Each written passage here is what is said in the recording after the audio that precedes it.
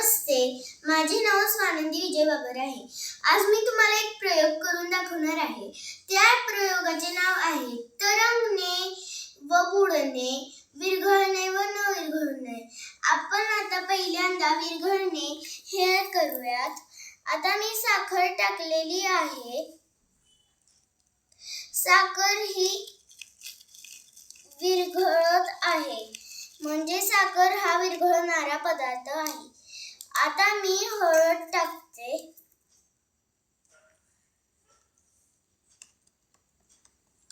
हळदीमुळे पाण्याला पिवळा रंग आला, त्यामुळे हळद हा न विरघळणारा पदार्थ आहे।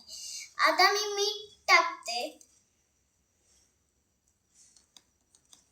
मीठ हे पूर्णपणे विरघळलेले आहे। आता आपण तूप टाकूयात। मी तरंगणाऱ्या पदार्थांचं करते।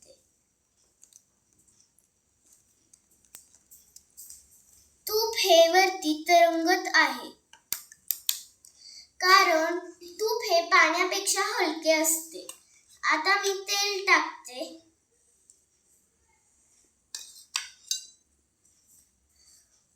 तेल हे वरती तरंगत आहे, कारण तेल ही पाण्यापेक्षा हलके असते। आता मी वाळू टाकते।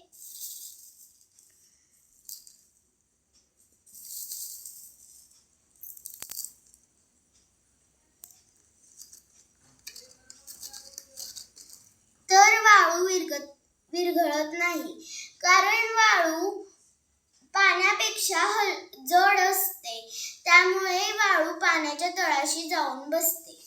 आता मी तरंगणे व न तरंगणेचा करते। तर खिळा हा पाण्यात बुडलेला आहे। आता मी टोक यंत्र घेतलेले आहे। टोक यंत्र ही पाण्यात बुडलेले आहे। आता मी खोडरबर घेतलेला आहे। खोडरबर ही पाण्यात बुडलेला आहे। आता मी पेन्सिलचा तुकडा घेतलेला आहे। तर पेन्सिलचा तुकडा पाण्यावर तरंगतोय। आता मी लाकडाची काठी घेतलेली आहे, ती पाण्यावर तरंगत आहे।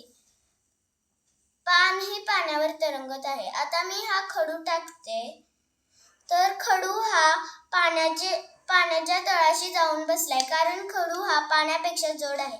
आता मी एक नाणे घेतलेले आहे।